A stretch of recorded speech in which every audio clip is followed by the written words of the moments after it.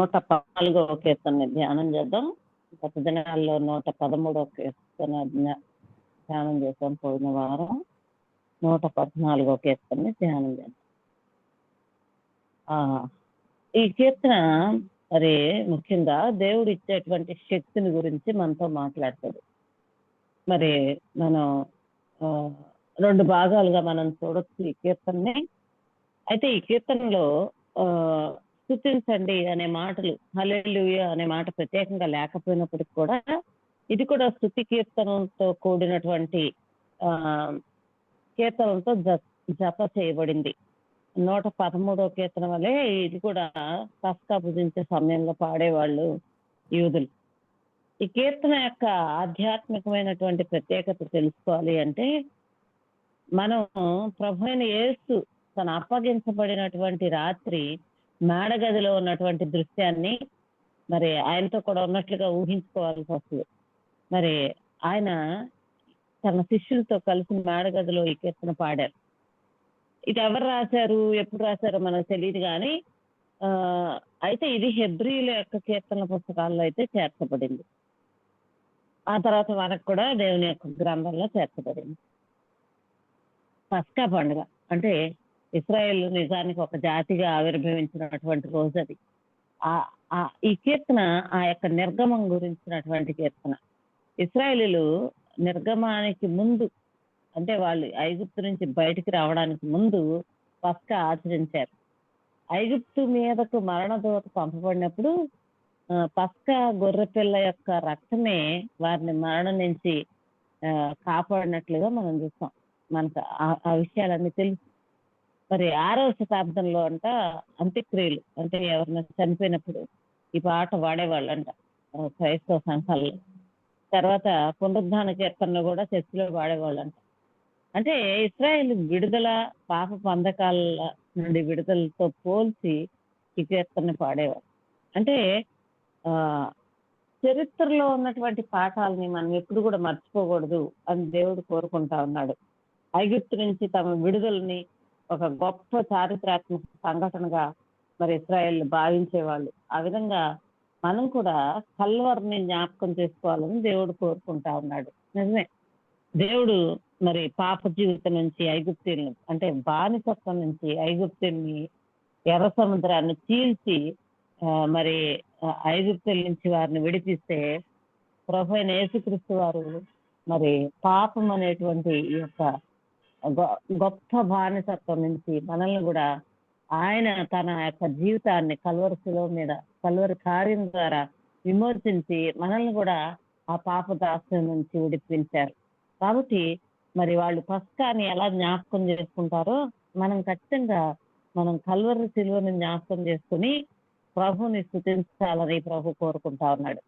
మరి ఈ కీర్తనని మనం చాలా కోణాల నుంచి నేర్చుకోవచ్చు. మొదటిగా మరి చరిత్రలోకి వెళ్తే ఆ చరిత్ర ఏం చెప్తుంది, ఏం వివరిస్తుంది, ఏం జరిగింది, మరి వాటి నుంచి మనం నేర్చుకునేటువంటి నీతి ఏంటి అనే విషయాలు చూడవచ్చు. రెండవదిగా సృష్టి, మరి చూసినట్లయితే సృష్టి భయపడటం, దాన్ని ప్రశ్నించటం, వాటిని చూడొచ్చు. మూడవదిగా చూస్తే కనుక ఈ కీర్తనలో జరిగినటువంటి అద్భుతాలు, మరి ఈ కీర్తనలో జరిగిన అద్భుతాలను గురించి మనం పరిశీలించవచ్చు. ఎర్ర సముద్రం, యోర్దాను, హోరేబు, కాదేశు, ఇవన్నీ కూడా మనం ఎప్పటికే మనకి ఈ విషయాలు తెలుసు. ఈ కీర్తనలో కూడా క్లుప్తంగా అవి చూస్తాం. 4వదిగా చూస్తే ఈ కీర్తన ఒక ప్రవచనాత్మకమైనటువంటి కీర్తన. 5వదిగా శత్రు బలవంతుడి మీద దేవుడు మనకి విజయాన్ని ఇచ్చే కీర్తనగా దీన్ని చూడొచ్చు. 1-2 వచనాలను కనుక మనం పరిశీలిస్తే ఆత్మశక్తికి మూలాలు ఏంటి, అసలు ఆత్మశక్తిని ఎలా పొందుకుంటాం, ఒక విశ్వాసిగా మనం ఆత్మశక్తిని ఎలా పొందుకుంటాం అనే విషయాలు మరి చక్కగా మరి పొందుపరిచి ఉన్నాయి. అయితే 3 నిబంధనలు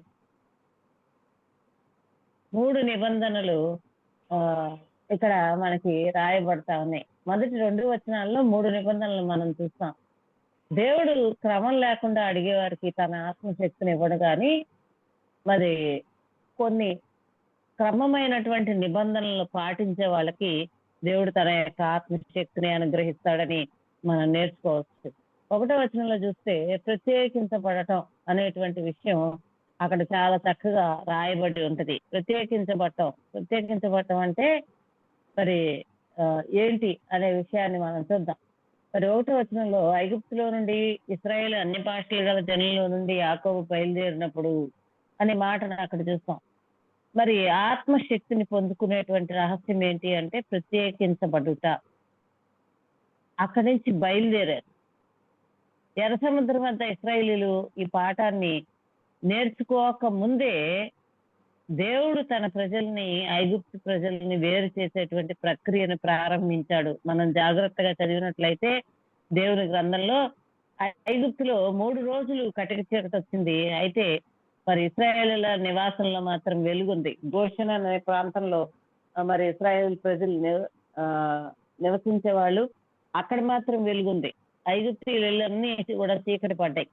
అంటే వాళ్ళకి దేవుడి యొక్క ప్రత్యేకత ఇక్కడ మనకు కనిపిస్తుంది. మరి ఇశ్రాయేలీయులు వెలుగుకు సంబంధించినటువంటి వారు, వెలుగు బిడ్డలు, చీకటి వారు కారు అనేటువంటి ఆ ప్రత్యేకతని మరి దేవుడే చేసి చూపించాడు. అది మనుషుల వల్ల అయింది కాదు. ఆ తర్వాత మనం చూస్తే కనుక కీర్తనకారుడు ఇక్కడ ఐగుప్తు నుంచి నిర్గమాన్ని గురించి మాట్లాడుతా ఉన్నాడు ఈ కీర్తనలో. అది బబులోను నుంచి కూడా నిర్గమం అయ్యారు ఇశ్రాయేలీయులు. అంటే మనకి ఐగుప్తు దాస్యం గురించి చాలా బాగా తెలుసు. అయితే కొన్ని సంవత్సరాల పాటు కొనసాగిన తర్వాత రాజుల యొక్క చివరి కాలంలో మనం చూస్తే బబులోను రాజు వచ్చి మరి వీరందరినీ కూడా పట్టుకుని పోవటం, ఇశ్రాయేల్ని మరి ఎక్కడ ఏ కట్టడం లేకుండా దుమ్ములోకి కొట్టడం అనే దాని గురించి మనం చూస్తాం. సిద్కియా రాజు యొక్క కాలంలో అది జరుగుతుంది. ఇర్మియా ప్రవచించినట్లుగానే అది జరిగింది. మరి మనం చూసినప్పుడు ఇది ఈ ఐగుప్తు యొక్క నిర్గమం మరి బబులోను నిర్గమం వంటిది కాదు. ఐగుప్తు నిర్గమం సంపూర్ణమైన నిర్గమం. నిర్గమం అంటే అక్కడి నుంచి కదిలి వెళ్ళిపోవటం, మరి ప్రయాణం ఒక రకంగా చెప్పాలంటే. ఎందుకంటే మరి ఐగుప్తులో ఉన్నటువంటి వారు మొత్తం ఎక్కడ మిగలకుండా మొత్తం ఎర్ర సముద్రాన్ని దాటారు. హెబ్రీలు, అప్పుడు ఇశ్రాయేలీయులని హెబ్రీలు అని పిలిచేవారు. హెబ్రీలు మరి ఆ ఎర్ర సముద్రాన్ని దాటారు. బబులోను నుంచి వెనక్కి వచ్చినప్పుడు అది జరగల. కొంతమంది మాత్రమే వచ్చారు. బబులోనులో చక్కగా సంపాదించుకుని ద్రాక్ష తోటలు వేసుకొని మరి వ్యాపారాలు చేసిన వాళ్ళందరూ మేము రాము, అక్కడికి ఇక్కడే ఉంటాం అన్నారు. కొద్ది మంది మాత్రమే బబులోను నుంచి వెనక్కి వచ్చినట్లు మనం చూస్తాం. మరి అందుకని ఐగుప్తు నిర్గమం బానిసత్వం నుంచి బయటకు రావడం, బబులోనులో నిర్గమం ఏంటంటే అభివృద్ధి నుంచి బయటకు రావడం. మరి ఐగుప్తు నిర్గమం దేవుని యొక్క శక్తి చేత జరిగినట్లు మనం చూస్తాం. అక్కడ దేవుని శక్తి ప్రత్యక్షపరచబడింది. మరి అయితే బబులోను యొక్క నిర్గమం ప్రార్థన వలన జరిగింది. ప్రార్థనకు జవాబుగా వచ్చింది. ఐగుప్తు రాజు కక్షగట్టి వాళ్ళని ఆపు చేయాలని పదే పదే ప్రయత్నాలు చేశాడు. బబులోను రాజు అయితే దయ చూపించి వాళ్ళు వెళ్ళడానికి సహాయం చేసే ప్రయత్నాలు అయితే చేశాడు. ఈ 2 నిర్గమాలు కూడా భూమి మీద దేవునికి ఉన్నటువంటి అధికారాన్ని తెలియజేస్తా ఉన్నాయి. బబులోను చెరలోంచి దేవుని ప్రజలు కొద్ది మంది మాత్రమే వచ్చారు, అందరూ రాలేదు. బానిసత్వంలో పేదరికంలో మగ్గిపోతున్నటువంటి ప్రజలు సులువుగా దేవుని యొక్క పిలుపు స్పందించారు. ఆ రోజున ఈ రోజున కూడా ఇదే కరెక్ట్. అయితే సంపద పెంచుకున్న బబులోను ప్రజలు దేవుని యొక్క పిలుపుకి లోబడలేదు. దాన్ని మనం చాలా బాగా అర్థం చేసుకోవాలి. దేవుని పిలుపుకి లోబడటానికి చాలా సార్లు మనకున్నటువంటి భౌతికమైనటువంటి సంపదలు మరి అడ్డుగా వస్తాయి అనేది చరిత్ర చెప్తానే ఉంది. మరి ఐగుప్తుల ప్రజలు బానిసత్వంలో ఉన్నారు. బబులోనుల ప్రజలు వ్యాపారవేత్తలుగా ఎదిగారు. వాళ్ళు ద్రాక్ష తోటలు వేశారు. మరి ఇంకా ఇంకా అనేకమైనటువంటి వ్యాపారాల్లో ఇన్వాల్వ్ అయ్యారు. అయితే దేవుడు తన సార్వభౌమాధికారాన్ని మనం చూడాలని తలంచినప్పుడు మరి ఐగుప్తు నిర్గమం అటువైపుకి మన దృష్టిని మళ్ళిస్తాడు. అన్య భాష అని ఎందుకు అన్నారు అంటే, హెబ్రీలు మొట్టమొదట ఐగుప్తుకి వెళ్ళినప్పుడు, అంటే యోసేపు వెళ్ళాడు మొట్టమొదట అక్కడ వృద్ధి చెందారు. అయితే వాళ్ళు ఐగుప్తులో ఉన్నప్పుడు ఐగుప్తీయుల భాషను వాళ్ళు అర్థం చేసుకోలేకపోయారు. ఆదికాండం 43వ అధ్యాయం 23వ వచనం చూస్తే మనకు అర్థమవుతుంది. దేవుడు ఒక విషయం ఏదైనా ఇశ్రాయేలుకి చెప్పాల్సి ఉంటే ఆయన ఐగుప్తు భాషలో చెప్పలే, హెబ్రీ భాషలోనే చెప్పాడు. అన్య భాష గల వారి వద్ద నుండి వెళ్ళిపోవటం అంటే దేవుడు చెప్పేదాన్ని వినడానికి సిద్ధపడటం. దేవుని మాట వినాలి అని సిద్ధపడిన వారికి ఆయన వారికి అర్థమయ్యేటువంటి భాషలోనే చెప్తాడు. కానీ భాష కంటే కూడా మన సిద్ధపాటు చాలా చాలా ముఖ్యం. దేవుని మాట వినాలి అనే సిద్ధపాటు ఒక వ్యక్తి జీవితంలో చాలా చాలా ముఖ్యం. ఇది చాలా ప్రాముఖ్యమైనటువంటి విషయం. ఈ లోకము అన్ని భాషలు మాట్లాడిద్ది, మరి తమ ఆలోచనల్ని తమ మాటల్ని వక్రీకరించే విషయంలో దేవుని గురించిన ఆలోచనే ఉండదు లోకంలో. ప్రపంచం తన సహజమైనటువంటి సామర్థ్యాన్ని మరి బుద్ధి కుశలతని ప్రదర్శిస్తూ ఉంటది, కానీ అది పరలోక భాషను మాత్రం మాట్లాడలేదు. ఆ భాష బైబిల్లో మాత్రమే కనపడుతుంది. అయితే చాలా సార్లు మనం చూసేది ఏంటి, మన చుట్టూ ఉన్న పరిస్థితులు ఏంటి అంటే ఈ గ్రంథం అక్కర్లా ప్రజలకి. ఎందుకంటే మరి అది పాపాన్ని గురించి డైరెక్ట్ గా మాట్లాడిద్ది. మరి వ్యక్తిని ఎంతో కొంత ఆ మాటలు హర్ట్ చేస్తూ ఉంటాయి. మరి ఏ రకంగాను హృదయానికి నొప్పి కలిగించినటువంటి మాటలు మాట్లాడటానికి వినడానికే ప్రజలు ఇష్టపడతా ఉంటారు. మరి అందుకని బైబిల్ వద్దు, ఎక్కడా కూడా పాఠశాలలో వద్దు, కళాశాలలో వద్దు, విశ్వవిద్యాలయాల్లో వద్దు, బైబిల్ మాత్రం వద్దు. మరి నాస్తికులు రాసిన పుస్తకాలు, మరి కార్ల్ మార్క్స్ రాసిన పుస్తకాలు అవి ఇవి అయితే యవనస్తులు కూడా చదవాలి, అది ఒక నాలెడ్జ్. కానీ బైబిల్ మాత్రం చదవకూడదు. ఎక్కడైనా చూడండి, మీ యొక్క గ్రంథాలయాలకు వెళ్ళి చూడండి, మీ లైబ్రరీలకు వెళ్ళి చూడండి, బైబిల్ ఎక్కడైనా ప్లేస్ చేయబడుతుందా? చేయబడదు. మరి దేవుణ్ణి అవమానపరిచే పుస్తకాలు, దేవునికి వ్యతిరేకమైన పనులు నేర్పించే పుస్తకాలు, మరి యేసుక్రీస్తు ప్రభువుని కించపరిచే పుస్తకాలు, వ్యభిచారాన్ని గురించి, స్వలింగ సంపర్కాన్ని గురించి, జీవ పరిమాణ సిద్ధాంతాల గురించి, విప్లవాల గురించి ఇవన్నీ కూడా పెడతారు. పుస్తకాల్లో పెడతారు, సిలబస్లో పెడతారు, పిల్లలు చదివేటువంటి చిన్నపిల్లలు చదివే పుస్తకాల్లో కూడా పెడతారు. కానీ బైబిల్లో ఉండే మాటలు మాత్రం చదవకూడదు, అది మాత్రం కుదరదు.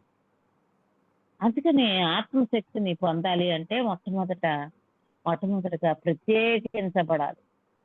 లోకం యొక్క భాష నుంచి మళ్ళుకోవాలి, దాని ఆలోచనల నుంచి వేరవ్వాలి, దేవుడు చెప్తున్న మాటని వినాలి. దాని వలన మన జ్ఞానము పరలోక భాష మీద ఆధారపడి ఆ భాషను మాట్లాడుతున్నది పరిశుద్ధాత్మ దేవుడు రాయించినటువంటి గ్రంథంలో ఉన్నటువంటి విషయాలు నేర్చుకోవడానికి మనకు సహాయపడుతుంది. ఆ విషయం మనం గమనించాలి. తర్వాత రెండవదిగా చూస్తే కనుక యూదా ఆయనకు పరిశుద్ధ స్థలం ఆయను శుద్ధీకరించబడట.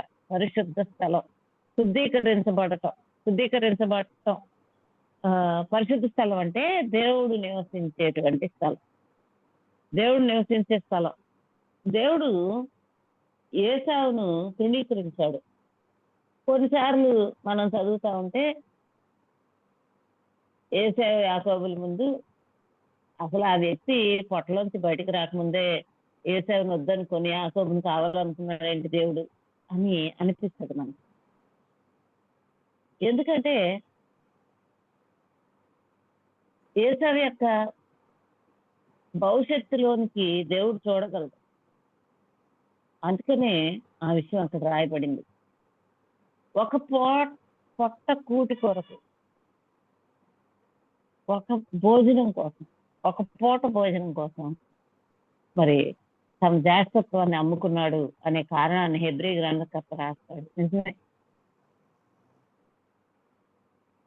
శుద్ధీకరించబడి ఆయనకు ఆలయాలుగా ఉండాల్సినటువంటి విశ్వాసులు కూడా చిన్న చిన్న విషయాల కోసం దేవుడిని అమ్మేసుకుంటారు, దేవుడిచ్చినటువంటి రక్షణను అమ్మేస్తారు. జ్యేష్ఠత్వం అనేది రక్షణకు సాదృశ్యంగా ఉంది.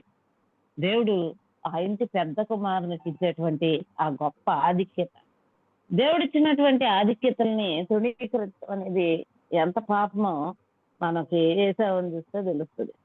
నిజమే, మన రక్షణ దేవుడు మనకి రక్షణని అనుగ్రహిస్తే వాటిని చిన్న చిన్న విషయాల కొరకు ఆ రక్షణలో ఉన్నటువంటి ఔన్నత్యాన్ని మనం మట్టి కలిపేస్తా ఉంటాం.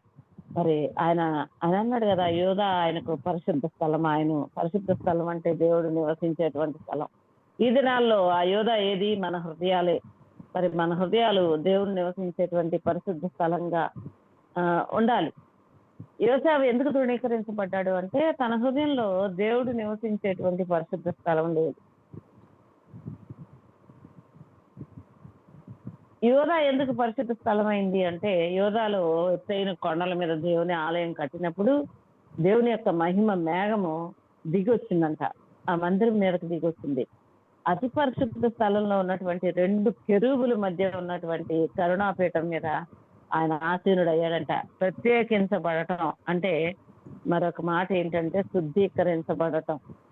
మరి ప్రత్యేకించబడటం అంటే లోకం నుండి వేరవటం, లోకం యొక్క పద్ధతుల్ని పాటించకపోవటం. మరి ఈ శుద్ధీకరణ మనల్ని దేవుని కొరకు ప్రత్యేకిస్తుంది. దేవుడు తన శక్తిని ఎవరికి ఇస్తారంటే లోకంలో ఉన్న వారికి ఇవ్వరు. దేవుడు తన శక్తిని తన పట్ల నమ్మకంగా ఉండే వారికి, తన బిడ్డలకి మాత్రమే ఆయన ఇస్తాడు. తన బిడ్డలకి ఇస్తాడు అంటే నేను రక్షించబడ్డాను, దేవుని బిడ్డనయ్యా కాబట్టి నాకు ఇచ్చేస్తాడు అని కాదు. ఆయన ఎడల నమ్మకంగా ఉండే వారికి మాత్రమే దేవుడు తన శక్తిని ఇస్తాడు. 3 ఏళ్ల పిల్లాడికి తుపాకీ ఇవ్వం కదా, మరి దేవుని శక్తి కూడా మరి ఎట్లా అయితే 3 సంవత్సరాల పిల్లాడు తుపాకీని సరైన విధానంలో వాడలేడో, దేవుని శక్తి కూడా దేవునికి నమ్మకంగా లేని వారికి ఇస్తే వాళ్ళు కూడా వాడలేరు.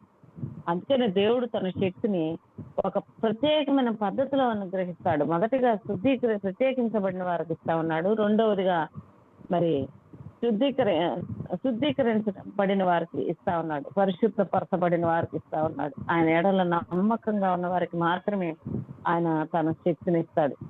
ఆత్మశక్తిని పొందడానికి 3వ సూత్రం ఏంటి అంటే మరి 2వ వచనం 2వ భాగంలో మనకు కనిపిస్తుంది. ఇశ్రాయేలు ఆయనకు రాజ్యమాయను. యూదా ఆయనకు పరిశుద్ధ స్థలమైందంట, అంటే శుద్ధీకరించబడింది. మనం కూడా శుద్ధీకరించబడాలి. 3వదిగా చూస్తే ఇశ్రాయేలు ఆయనకు రాజ్యమాయను. మరి సమర్పణ, ఇది సమర్పణని మనకు సూచిస్తూ ఉంటది. ఇశ్రాయేలు రాజ్యం ఆయన పరిపాలించేటువంటి రాజ్యం. ఆ ప్రాంతాన్ని, ప్రజలను ఆయన తన సార్వభౌమత్వంతో సొంతం చేసుకున్నారు. సమర్పణ అనేది విజయవంతమైన జీవితానికి చాలా ముఖ్యం. పొరపాటుగా ప్రతిసారి మనం చెప్పుకునే మాట ఏంటంటే అపవాదిని ఎదిరించండి, అప్పుడు వాడు మీ వద్ద నుండి పారిపోతాడు అనే మాట యాకోబు పత్రిక 4:7 తీసి మనం మాట్లాడతాం. కానీ దానికి ముందుగా ఇంకొక వాక్యం ఉంది, దాన్ని ప్రత్యేకపరిచి మనం ఈ వాక్యాన్ని చదవలేం.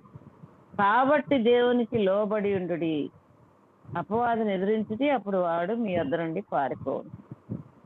దేవునికి లోబడటం అనేది మొదట, సమర్పణ అనేది మొదట, దేవునికి విధేయత చూపించడం అనేది మొదట చేయవలసినటువంటి పని చేయకుండా అపవాదిని ఎదిరిస్తే ప్రయోజనం ఏమీ ఉండదు. మరి సాతాను మనకు అసలు ఏ రకంగానూ భయపడు, వాడు పారిపోడు, సరిగదా ఎదురు తిరుగుతాడు. మనం చూస్తాం కదా, మరి కొంతమంది యవనస్తులు మరి దెయ్యాలను వెళ్ళగొట్టడానికి పూనుకున్నప్పుడు ఆ దెయ్యాలు వాళ్ళకి ఎదురు తిరిగి నేను పౌలుని ఎరుగుదును, ఇంకో పౌలుని ఎరుగుదును కానీ మిమ్మల్ని నేను ఎరగను పొండి అని మరి వారి మీద ఎదురు తిరిగినట్లుగా మనం చూస్తాం. నిజమే, మనకి సాతానుడు భయపడాలి, వాడు మన దగ్గర నుంచి పారిపోవాలి, అపవాది పారిపోవాలి అంటే శత్రువుని జయించేటువంటి రహస్యము ఏంటి అనేది ఇక్కడ మనం చూస్తా ఉన్నాం. వ్యక్తిగతంగా దేవునికి సమర్పించుకుంటాం. అటువంటి సమర్పణ ఆదాము అవ్వల్లో కనుక ఉండున్నట్లయితే వాళ్ళు ఏదైనా తోటలోంచి బయటకు వెళ్ళగొట్టబడేవాళ్ళు కాదు. సర్పం వారిలో ఉన్నటువంటి సమర్పణని పరీక్షించింది, మరి ఆ పరీక్ష పెట్టింది వారికి. కానీ మరి దేవుని ఎదిరించటానికి వాళ్ళని ప్రేరేపించింది. మరి ఆది కాలం నుంచి కూడా అపవాది ఆ పనే చేస్తా ఉన్నాడు. ఈవెన్ యేసుక్రీస్తు ప్రభువును కూడా అలాగే శోధించాడు. మనల్ని కూడా అలాగే పరీక్షిస్తాడు. అపవాది శోధిస్తాడు ఎప్పుడు కూడా. మరి ఎవరు కూడా అపవాది శోధనకి బయట ఏమీ లేరు. కానీ దేవునికి లోబడినప్పుడు దేవుడు అపవాదిని జయించేటువంటి శక్తిని ఇస్తాడు. ఈ విషయాల్లో మరి యేసుక్రీస్తు ప్రభువే అపవాదిని ఎందుకు జయించాడు? ఆయన అన్నిసార్లు అపవాది శోధించినా కానీ, ముమ్మారు శోధించినా కానీ ఎందుకు ఆయన చక్కటి జవాబులతో జయించగలిగాడు అంటే, ఆయన దేవుని వద్ద నుండి ఆత్మశక్తిని పొందినటువంటి వ్యక్తి. ఆయన యొక్క సమర్పణ, ఆయన యొక్క ప్రత్యేకత, ఆయన ప్రత్యేకించబడటం, ఆయన యొక్క మరి ఆ యొక్క పరిశుద్ధపరచబడటం, ఆయన యొక్క సమర్పణ దేవుని యొక్క శక్తిని ఆయనలోనికి విడుదల చేసినాయి. అందుకనే ప్రభువారు మరి శోధించబడి కూడా పాపము చేయలేదు. కాబట్టి మనం కూడా శోధించబడతానే ఉంటాం. అపవాది మన కూడా పరీక్షిస్తూనే ఉంటాడు, శోధిస్తూనే ఉంటాడు. కానీ మనం సమర్పించుకోవటం వలన, ఈ 3 విషయాలు మన జీవితంలో మనం చూడటం వలన దేవుడు మనకి తన ఆత్మశక్తినిచ్చి ఈ యొక్క శోధన నుంచి జయించడానికి మరి సహాయం చేస్తాడు. కాబట్టి ఈ 3 విషయాల్ని మనం జ్ఞాపకం చేసుకోవాలి, జ్ఞాపకం ఉంచుకోవాలి. మొట్టమొదటిది ఏంటి అంటే ప్రత్యేకపరచబడటం. మన జీవితంలో ఈ ప్రత్యేకపరచబడినటువంటి స్థితి ఉందా? తర్వాత శుద్ధీకరించబడినటువంటి అనుభవాలు ఉన్నాయా? సమర్పించుకున్నటువంటి మరి విషయాలు లేకపోతే ఆ సమయాలు ఉన్నాయా అనేది మనం చాలా బాగా మరి మనం చెక్ చేసుకోవాలి, మనం పరీక్షించుకోవాలి. మరి ఆత్మశక్తిని పొంది ఆయన శక్తి ద్వారా కార్యాలు జరిగించాలి మన జీవితం నుంచి అని మనం ఆశపడితే ఈ విషయాలు ఈ 3 విషయాలు కూడా మన జీవితంలో జరగాలి. నిజమే, మన సమర్పణ ఎంతవరకు ఉంది, మనం ఎంతలా పరిశుద్ధపరుచుకుంటా ఉన్నాం, మనం లోకం నుంచి ఎంతలా మనం ప్రత్యేకపరుచుకుంటా ఉన్నాం మరి అనేది మనం చూడవలసినటువంటి విషయాలు. నిజమే, చాలా సార్లు ఎన్నో రకాలుగా రాజీ పడిపోతా ఉంటాం, ఎన్నో రకాలైన రాజీ పడతా ఉంటాం. భర్తలు ఒప్పుకోరనో, చుట్టాలు ఊరుకోరనో, లేకపోతే ఇంకొకటనో దేవుని యొక్క పద్ధతి నుంచి జనుల పద్ధతిలోనికి కలిసిపోతా ఉంటాం. గుర్తుపెట్టుకుందాం, దేవుడు ఎప్పుడు కూడా తన బిడ్డల్ని బానిసత్వానికి ఎప్పుడు వదిలేశాడు అంటే మరి వాళ్ళు వెళ్ళి లోకంలో కలిసిపోయినప్పుడు వదిలేశాడు. చరిత్ర చదవండి, రాజుల గ్రంథాలు చదవండి, ప్రతి రాజు జీవితంలోనూ అదే జరిగింది. ఎప్పుడైతే వారికి సమర్పణ లేదో, ప్రత్యేకపరచబడిన జీవితం లేదో, మరి పరిశుద్ధత లేదో, ఎప్పుడైతే అన్ని జనుల్లోనికి వెళ్ళిపోయి వాళ్ళ యొక్క విషయాలని వారు మరి తీసుకొని ఆ విధంగా జీవించారో మరి అప్పుడు దేవుడు మరి వాళ్ళని బానిసలుగా వదిలేశాడు. ఎందుకు అంటే వాళ్ళలో ఆత్మశక్తి లేదు. దేవుని వద్ద మరి సరైన విధానంలో జీవించడానికి కావాల్సినటువంటి విషయాలు వారి జీవితంలో లేవు. ఎప్పుడైతే వాళ్ళు వెళ్ళి అన్ని జనుల యొక్క మరి విషయాల్లో పాలుపంపులు పొందారో, వారి విగ్రహాలను ఆరాధించారో, వారు ప్రత్యేకపరచబడకుండా ఆ పాపంలోనికి జారిపోయారో, దేవుడు చెప్పిన విషయాలను చేయకుండా ఆయనకు వ్యతిరేకించారో, సమర్పణ లేనటువంటి జీవితాలను జీవించారో, అప్పుడు దేవుడు మరి వాళ్ళకి కావాల్సినటువంటి ఆత్మశక్తిని ఆయన ఇవ్వలేదు. ఫలితంగా వారు చెరలోనికి వెళ్ళిపోయారు, నానా రకాలైన కష్టాలు పడ్డారు. మరి మరలా తిరిగి ఏడ్చినప్పుడు, పశ్చాత్తాపడినప్పుడు ఆయన మరలా ఆదుకున్నాడు. ఈ చరిత్ర పదే పదే జరగడం మనం చూస్తూ ఉంటాం. అయితే ఇప్పుడు మన చరిత్రలో ఏం జరుగుతుంది, మన వ్యక్తిగత జీవితంలో ఏం జరుగుతుంది అనేది మనం చూసుకోవాలి. ఆత్మశక్తి కలిగి మనం జీవించాలి అంటే ఊరకనే ప్రార్థన చేయడం వల్లనే ఆ శక్తి వచ్చేది. అంటే నేను ప్రార్థన చేయొద్దని చెప్పట్లా, దాని యొక్క ప్రార్థన శక్తి గురించి నేను తక్కువ చేయట్లా. కానీ మన జీవితంలో ఉండవలసినటువంటి క్రమబద్ధీకరణ కలిగినటువంటి జీవితం, దాని గురించి మనం ఆలోచించాలి. మరి మనం సమర్పించుకోకుండా, మనం పరిశుద్ధపరచబడకుండా, మనం మరి ప్రత్యేకపరచబడకుండా అన్ని విషయాలు లోకంలో వాళ్ళతోనే చూస్తా మరి ముందుకు వెళ్తా ఉండి ఆత్మశక్తి చేత నింపబడాలి అని అంటే అది అసాధ్యమైనటువంటి విషయం. దేవునికి ఒక పద్ధతి ఉంటుంది, ఆయన తన పద్ధతిని మేరడు. ఆయన తన పద్ధతిలో అలానే నుంచునేటువంటి దేవుడు. కాబట్టి మనకి మన జీవితాల్లో ప్రత్యేకపరచబడినటువంటి జీవితం లేకుండా, మరి సమర్పణ లేకుండా, శుద్ధీకరించబడినటువంటి అనుభవంలో నడిచేటువంటి జీవితం లేకుండా దేవుడు మనల్ని ఆత్మశక్తి చేత నింపడు. తన ఆత్మశక్తిని మనకి ఇయ్యడు. మనం ఎంత లభమని ప్రార్థన చేసినా కానీ దాని వల్ల ప్రయోజనం ఉండదు. మొట్టమొదటి మన జీవితాలను సరి చేసుకోవాలని దేవుడు కోరుకుంటారు. ఆయన మరి మనం ఆత్మశక్తిగా నిలబడాలి అంటే మనం ప్రత్యేకించుకోవాలి, సమర్పించుకోవాలి, మరి శుద్ధీకరించబడాలి. ఆ విషయాల్లో జీవించాలి. ఆ విషయాల్లో జీవించాలి అంటే మనం దేవుని వద్ద ప్రార్థన చేయాలి. ప్రార్థన సరి అయిన విధానంలో చేయగలగాలంటే మరలా ఇదొక సైకిల్. మరి మనం క్రమమైన జీవితాన్ని జీవించకుండా ప్రార్థన చేస్తా పోతే వచ్చేటువంటి ఒక్క సైడు ప్రింట్ అయితే ఆ కాయిన్ చెల్లుతుందా? చల్లదు. ఆ విధంగానే మరి విషయాలు మన జీవితంలో మనం, అందుకే పౌలు భక్తుడు అంటాడు, ఆలోచనల్ని అన్నిటినీ అంట చెరపట్టి తీసుకొని వస్తున్నాడంట ప్రభు యొక్క పాదాల సన్నిధికి. నిజమే, మన భయాలు, మన ఆలోచనలు, మన విధానాలు, మన యొక్క మూమెంట్స్, కదలికలు, ఇవన్నిటినీ కూడా దేవునికి అయిష్టమైనటువంటి వాటన్నిటిని చెరపట్టి మరి బయట అంటే అవి చెయ్యాలి అని లోకం మనల్ని మరి ఫోర్స్ చేస్తా ఉన్నప్పుడు, లేక ప్రేరేపించబడతా ఉన్నప్పుడు వాటిని చెరపట్టి ప్రభు పాదాల వద్దకు తీసుకుని రావాలి. మనం ఆత్మశక్తి చేత నింపబడితే ఆ పని చేస్తాం, ఆ పని చేస్తే ఆత్మశక్తి చేత నింపబడతాం. అందుకని ప్రార్థన, పరిశీలన, మరి ప్రాధాన్యత కలిగినటువంటి విషయాల జీవితంలో వాటిని అనుసరించటం, తద్వారా మరలా ఆత్మశక్తి చేత నింపబడతాం. అది క్రైస్తవ జీవితం. ఇది ఒక సర్కిల్ లాంటిది. ఇది ఇన్కంప్లీట్ కాదు, కంప్లీట్ గా క్లోజ్ అయిన సర్కిల్. కాబట్టి చూసినప్పుడు మరి మన జీవితంలో ఎంతగా మనం ప్రత్యేకించబడతా ఉన్నాం, ఎంతగా పరిశుద్ధపరచబడతా ఉన్నాం, ఎంతగా సమర్పించుకుంటా ఉన్నాం అనే విషయాలు దేవుని యొక్క హెచ్చరికలుగా మనం ఈ ఉదయ కాలంలో తీసుకోవాలి. మరి నిజమే, ఆయన మనల్ని అసలు ఎంత చక్కని వివరణ చూడండి. ప్రత్యేకించబడినటువంటి అన్య భాషలు గల జనుల్లో నుండి యాకోబు బయలుదేరినప్పుడు, ఐగుప్తు నుండి బయలుదేరినప్పుడు ఇశ్రాయేలు బయటకు వస్తా ఉన్నారు, వాళ్ళలోంచి బయటకు వస్తా ఉన్నారు. ఎర్ర సముద్రం చీలింది కదా, వెలుగు కలిగింది. అలాగే యోధా పరిశుద్ధ స్థలమైందంట, శుద్ధీకరించబడింది.